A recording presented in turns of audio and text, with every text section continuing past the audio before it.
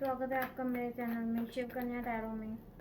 Hope आप सब ठीक हैं, खुश हैं, मज़े में हैं, अपने अपने जीवन में आगे बढ़ रहे हैं, कहीं स्टक नहीं हैं, कहीं प्रॉब्लम में नहीं हैं। सो गाइस, आप प्लीज़ मेरे चैनल को लाइक करिए, सब्सक्राइब करिए, फॉलो करिए और उसमें कमेंट करिए कि आप क्या देखना चाहते हैं, क्या रीडिंग्स चाहते हैं, आपको क्या क्वेश्चंस हैं, आपकी जो भी क्वेरीज है आप मुझे कमेंट कीजिए, मैं आपके सवालों के जवाब देने की कोशिश करूँगी। सो गाइस, आज की हमारी रीडिंग है यू वॉज देम। आपके पार्टनर के लिए और आपके पार्टनर की आपके लिए क्या फीलिंग्स हैं, क्या भावना है आप दोनों की, एक दूसरे के लिए क्या करंट फीलिंग्स हैं, हम वो देखेंगे। तो गाइस, जब तक मैं कार्ड शफल कर रही हूँ, पॉजिटिव सोचिए, अपने पार्टनर का ध्यान कीजिए, तो हो सकता है ये रीडिंग आपके साथ मैच हो जाए। बट एक चीज़ का ध्यान रखिएगा, ये जनरल रीडिंग है, पर्सनल नहीं है, तो इट मे और may not resonate with everyone. और ये कलेक्टिव रीडिंग है, टाइमलेस रीडिंग है। अगर आप इस रीडिंग पे आए हैं तो इसमें ज़रूर कोई ना कोई मैसेज होगा आपके लिए। तो फ्रेंड्स, आपको जितनी रीडिंग रेजोनेट करती है उतनी आप ले सकते हैं। जो पार्ट रेजोनेट नहीं होता है उसको आप लेट गो कर सकते हैं। सो चलिए गाइस, हम रीडिंग स्टार्ट करते हैं।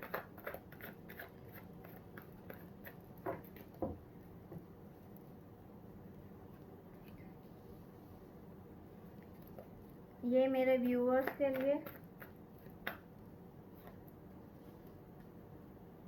ये आपके पार्टनर के लिए,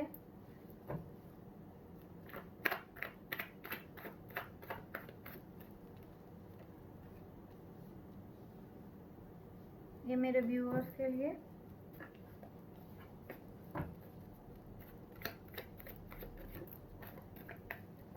वन सेक गाइस, एक कार्ड गिर गया।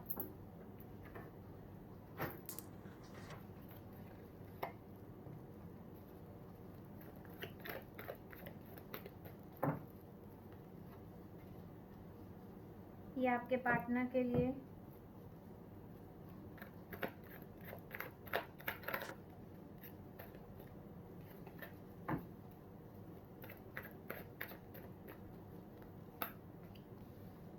ये मेरे व्यूअर्स के लिए,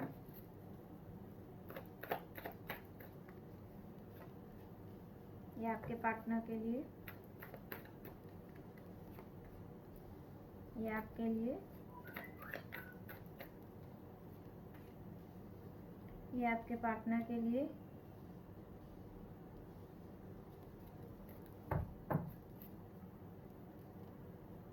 bottom of the deck guys, ये आप दोनों के लिए है। अगर मुझे ज़रूरी लगा तो मैं आपके लिए एंजल गाइडेंस भी निकालूंगी गाइस। पहले हम रीडिंग पे फोकस करते हैं, उसके बाद जैसे जैसे हमको समझ में आएगा वो आगे हम रीडिंग कंटिन्यू करेंगे। तो होप आपको कार्ड्स विजिबल है फ्रेंड्स। ओके, तो चलिए हम रीडिंग स्टार्ट करते हैं हमारी।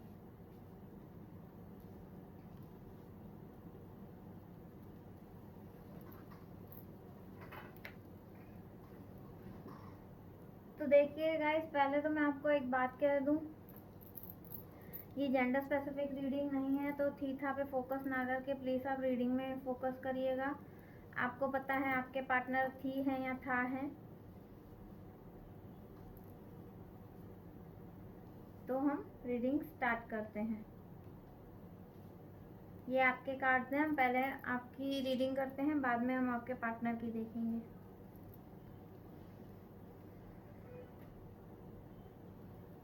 तो गाइस, फिलहाल आप थोड़ा सा अपने रिलेशन में इमेच्योर बिहेव कर रहे हैं, अपने रिलेशन को इतना सीरियस नहीं ले रहे हैं।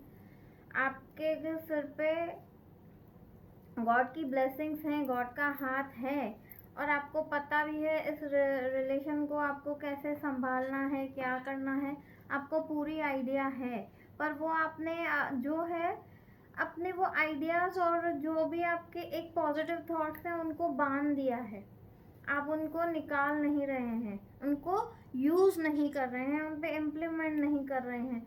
तो आपके रिलेशन में जो आगे आने वाली प्रॉब्लम्स हैं, जो हर्डल्स हैं, वो आपको दिख नहीं रही है। आपके आसपास आपके वेल विशर्स हैं जो आपको संभाल रहे हैं, आपको किसी प्रॉब्लम में आने से बचा रहे हैं। इस रिलेशन में आपको जो स्टेबिलिटी मिलेगी या फ्रूटफुल रिजल्ट मिलेगा, आगे चल के आपको इस रिलेशन से क्या क्या प्रॉफिट हो सकते हैं, ये आपको बताने के लिए आपके आसपास के लोग आपकी मदद करना चाहते हैं, आपको बताना चाहते हैं।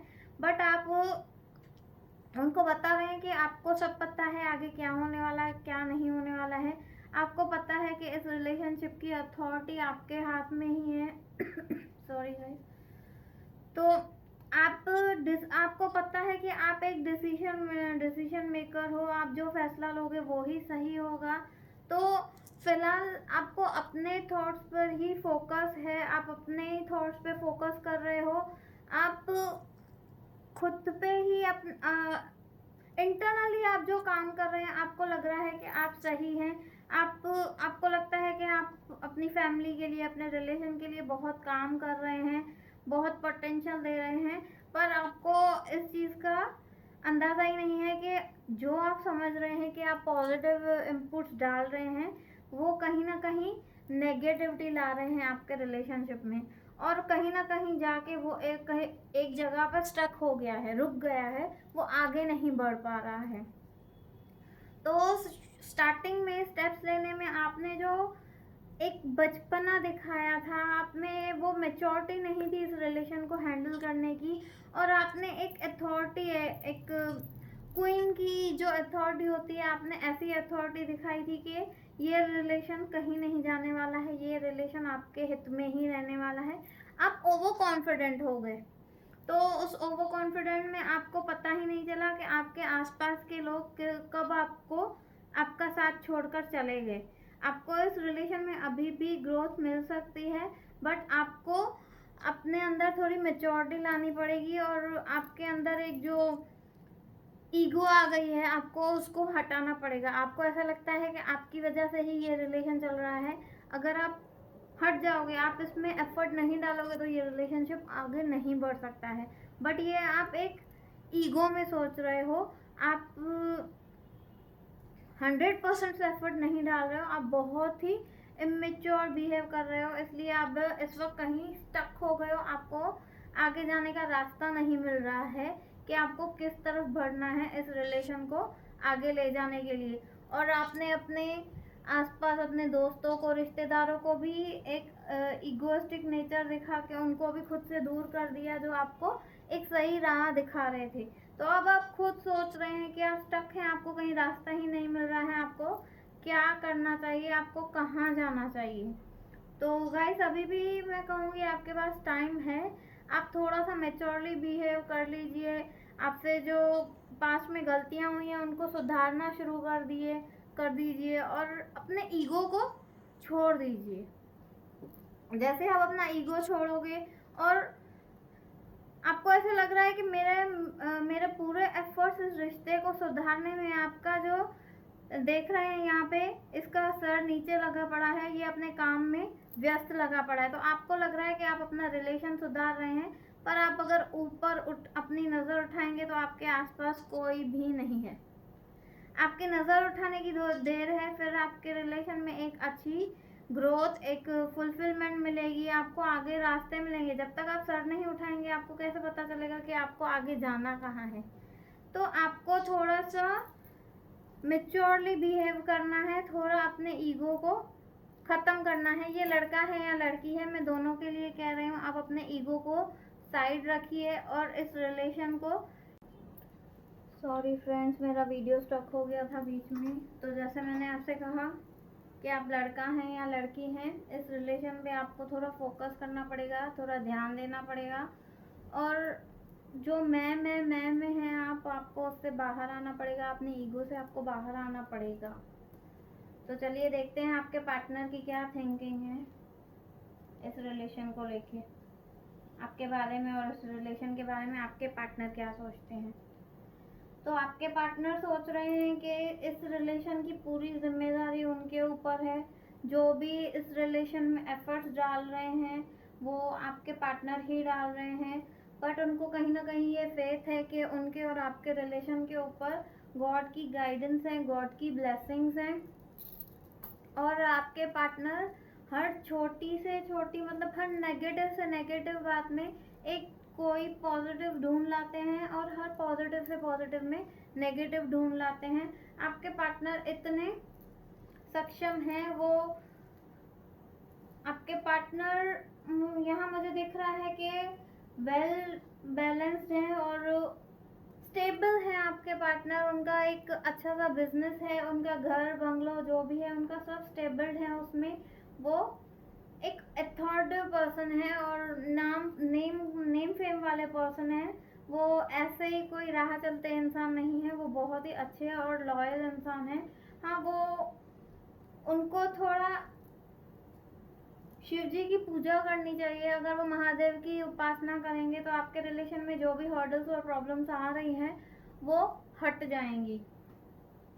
कभी कभी आपके पार्टनर भी थोड़े ईगोइस्टिक हो जाते हैं, क्योंकि रॉयल फैमिली से हैं, एक रॉयल पर्सन है, तो कभी कभी एक ईगोइस्टिक नेचर में आ जाते हैं। ये लड़का है लड़की है, दोनों के लिए ही बात कर रही हूँ मैं। आपके पार्टनर बहुत ही रॉयल फैमिली से हैं, अच्छे फैमिली से बिलोंग करते हैं, तो कभी कभी उनको ऐसा लगता है कि हर बार मुझे ही झुकना पड़ता है, तो कहीं ना कहीं तो मुझे मेरी पावर दिखानी है।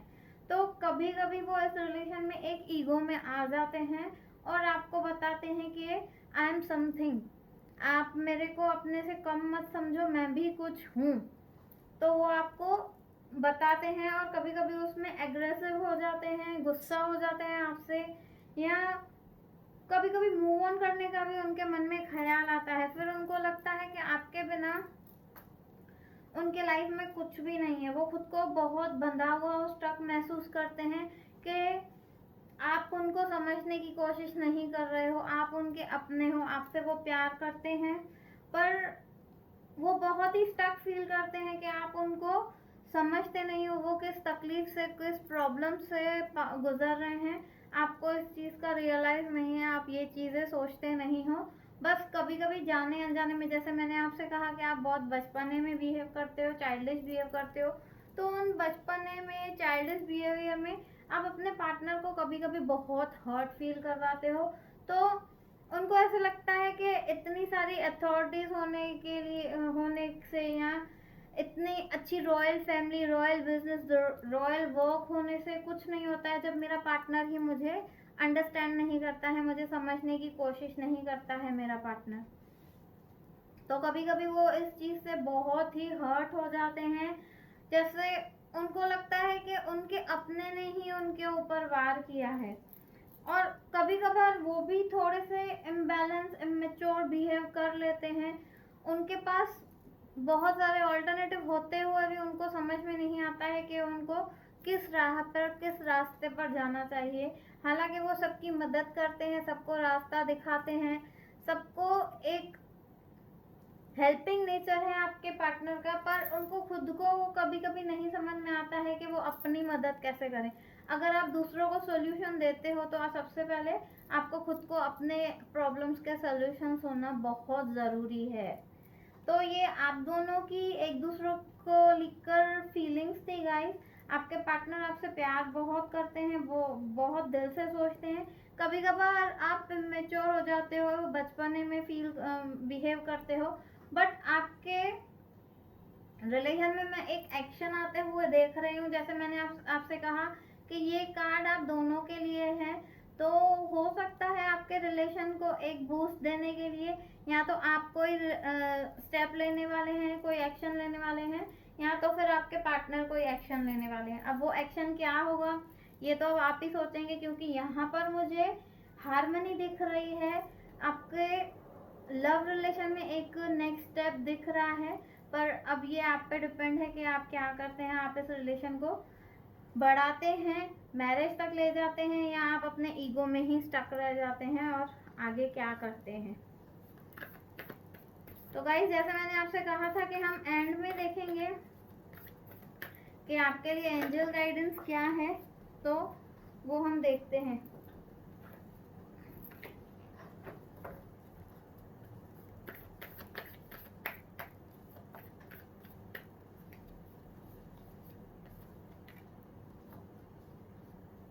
Have faith in your dreams. देखिए इन बचपने से आप बाहर आइए और अपने ड्रीम्स पे फेथ रखिए।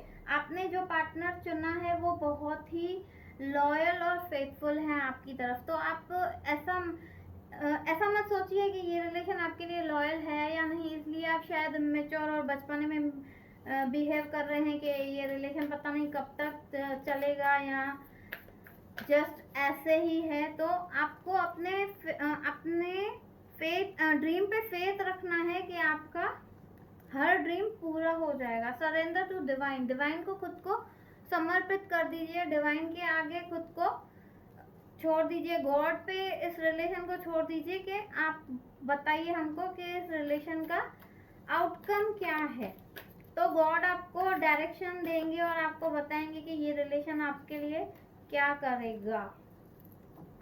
Emotions are running high. देखिए जैसे मैंने आपको कहा था कि आपके पार्टनर के इमोशंस बहुत ही हाई हो रहे हैं, कभी नेगेटिव हो जाते हैं, कभी पॉजिटिव हो जाते हैं, कभी उनको लगता है कि वो स्टक है, उनको रास्ता नहीं मिल रहा है। तो अपने इमोशंस पे थोड़ा सा काबू रखिए।